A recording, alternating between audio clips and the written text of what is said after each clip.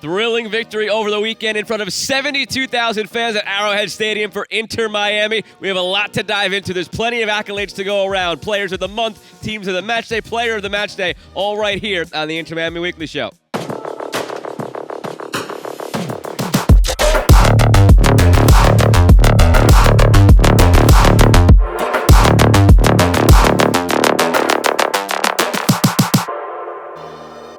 Welcome here to Chase Stadium with the Arsenal great Kieran Gibbs. I'm Joe Malfa. Happy to have you with us for yet another edition of the Inter Miami Weekly Show. You've got plenty to talk about this week. Yes, there was the defeat in Champions Cup, but it was a huge response for the group, Kieran, to put that in the rearview mirror, to go on the road in front of 72,000 fans at Arrowhead Stadium and pick up the victory. Oh, yeah, definitely. Response was everything that we needed. I mean, firstly, what a game. What a game. Such an open, end-to-end game. It felt like a wild boxing match between, two teams going at it and throwing wild swings at each other. But really impressive victory. I thought that the boys, showed some nervy moments. But what I liked was that they didn't give up. And they really kept pressing. They used Messi brilliantly in the middle of the park. I loved it when he was picking up the ball in between the back four and the midfield. That's what they have to do. That's when they're at their most dangerous. And I thought that they've switched their attention now, and the focus is back on the league. Look, we can't waste time. There's a lot of highlights to show you from what was a 5-goal game. Let's get into all of it. Over 72,000. It was a near-record crowd in MLS play. It was the biggest crowd Messi's played in front of since he joined MLS at Arrowhead Stadium. And it proved to be a better trip to Arrowhead for a team from Miami than when the Dolphins went there in January, got some frostbite, got eliminated from the NFL playoffs. Neither here nor there. 6 minutes, that's where things pick up. Sporting Kansas City gets on the board first. Yeah, it was a wild start to the game. The atmosphere it sounded electric. There's no wonder it was quite frantic. And we just switch off in the middle of the park, and you have to give him credit. It's a good finish from the boy. And they get it back quickly because Diego Gomez, right place, right time, great ball for Messi to find him. Yeah, this is where Messi's at his most dangerous. And as soon as he takes that touch, what I love is that Gomez makes his run almost immediately. If you watch him at the top of the screen, as he takes his first touch, he's gone. And it's really hard to stop as a defender. He times his run perfectly, and it's a great finish. I mean, we've been watching Messi play for 2 decades, just about, or most of 2 decades. It still amazes me every single time that he has a moment like that ball to Gomez where he doesn't even turn to look at him fully. It's just peripheral vision, ball in the right spot. The free kicks continue to amaze as well. He nearly had this one near the end of the first half, not meant to be. But this is where you started to see that things were building for Inter Miami. Would they get that goal before the half? It wasn't meant to be. It didn't come. But Sporting Kansas City hung around. You got the sense that they weren't done for the day either. What was great was that Miami just kept probing. Kansas City have conceded plus 10 goals after the 65th minute. So I'm sure the team would have known that. And you're always going to have opportunities when Messi's involved, and the spaces, again, that he still is able to find never ceases to amaze.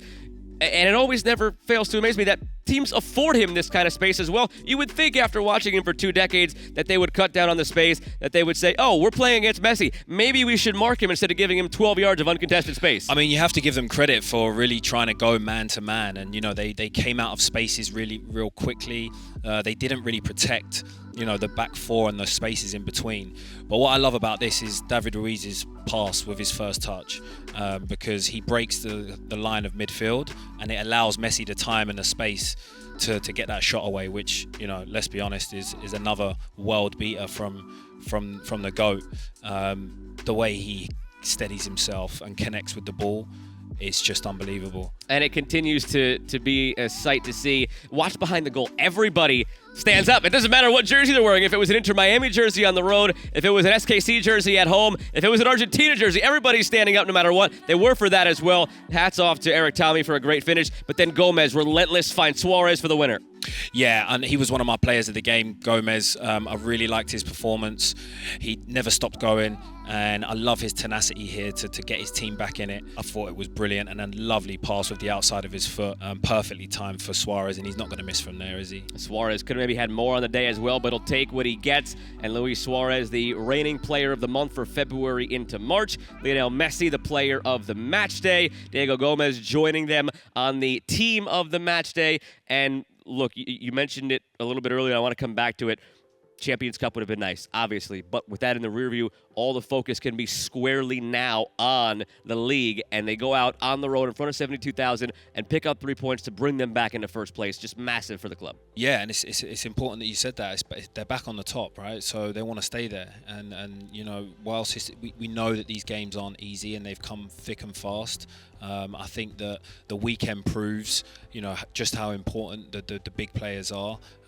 We saw how dangerous Messi was throughout this game, and the focus has to be on that. How do they find him in between, you know, the back four and the midfield as much as possible? And it becomes almost a simple recipe because he's that good. So, you know, the team have to focus on that. And then, of course, the individual errors we want to see less of. And I think that will come the more that the boys, you know, play together and you know, get used to each other. It's been makeshift back fours a lot of the time, but I think that, you know, the more these players are getting these experiences, they'll cut these errors out, and things will, you know, things will sharpen up. And the good thing now too with Champions Cup in the rear view is that the schedule becomes rhythmic. It's Saturday, Saturday, Saturday until March. I'm not going backwards. I'm going forward. May 15th when they go on the road against Orlando. So that's the next time you have to worry about a midweek. So for these next couple of weeks, Kieran, it's just Saturdays, and there's not that midweek toll being taken on the legs, on the minds, on the lungs, where they could start to find a rhythm. And it seems like it sets up nicely to rattle off 3, 4, 5 wins in a row now for the club. It sets up schedule-wise where that's a possibility.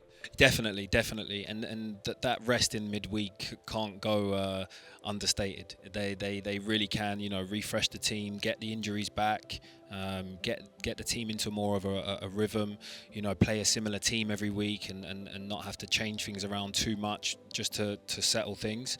And yeah, it's a good time for them to stay on top for sure. And one of those guys that you could expect to see in the team every week, so long as he's healthy, is Diego Gomez. Tata Martino had plenty of kind words to say about his young winger the other day. Bueno, creo que el aporte de Diego es superlativo para el equipo.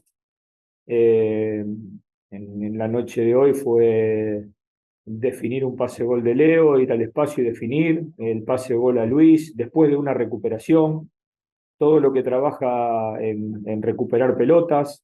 La verdad es que para nosotros hoy inclusive ha jugado en una posición un poco más adelantada, lo ha hecho casi como un extremo izquierdo, entrando bastante y se acomodó muy bien a ese lugar y encontró muchas pelotas en las espaldas de los volantes rivales. Él cada vez va entendiendo más el juego y después las condiciones las tiene, tanto física como futbolística. Y sí, creo que, como decís vos, ¿no? Es un jugador que ya ha llamado la atención en Europa y seguramente lo seguirá haciendo. It was the last thing that he said there that really sticks out. A player who we could see going to Europe. Look, we don't want to rush Diego Gomez out of here. We'd like him on the field here at Chase Stadium as long as he would like to possibly stay here. But, Kieran, you know the business side of it. As he continues to play well and get older and improve, that's probably the next move for somebody like Diego Gomez. It's part of the business.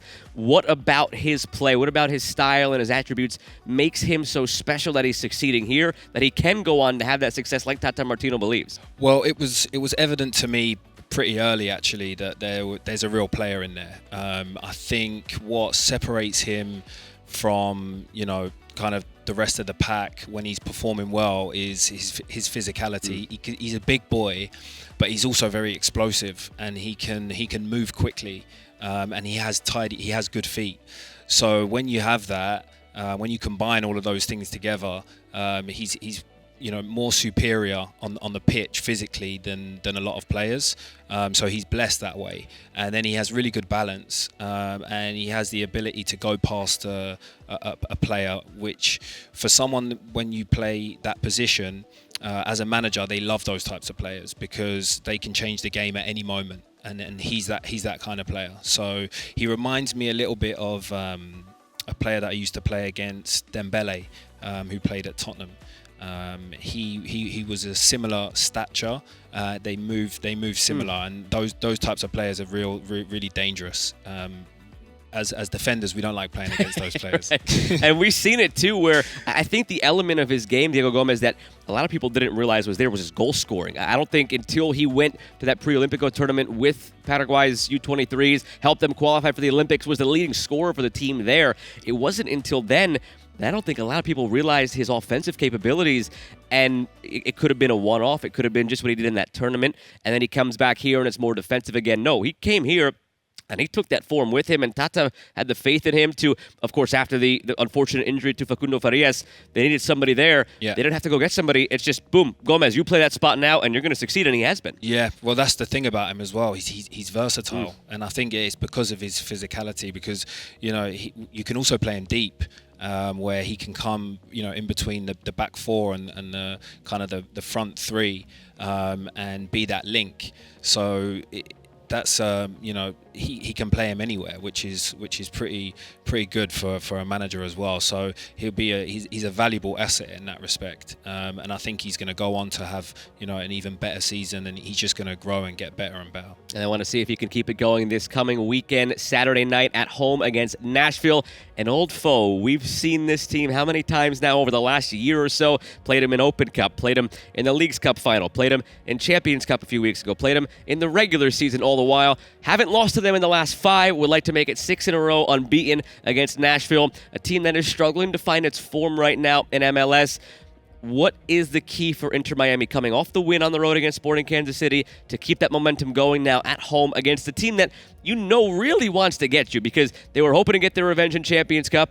Didn't work out. Inter Miami goes through. They still want to get their revenge some way, somehow at Inter Miami. They're going to be coming into this building mad. What's the key for Miami to keep the good times rolling now at home? Yeah, it's interesting. This fixture seems to get more and more interesting as time goes on, and we had those kind of teams as well where you're not direct rivals, but you have this interesting feud between each other, which is obviously been built more towards in Miami's favor at the moment. So, like you say, they're gonna want revenge, and it becomes real. I'm almost looking more forward to this game than the Orlando game these days. So yeah, I'm really excited for this one. The team have to, like I said, do the same as the weekend in terms of finding Messi in those pockets where he can just do his thing, and then just tighten up on the individual errors. And I'm expecting another strong performance from the boys. That's remarkable. Over the last 11 months, 4 different competitions: Open Cup, Leagues Cup, Champions Cup, MLS regular season play, 5 matchups, 0 losses for Inter Miami against Nashville. So hoping to keep that going. Hoping to make it 6 unbeaten and to do it with a victory here at Chase Stadium this weekend. Hopefully next week on the Inter Miami Weekly Show, we're talking about another victory for Inter Miami. We thank you again for tuning in this week. Make sure to like and subscribe here on YouTube.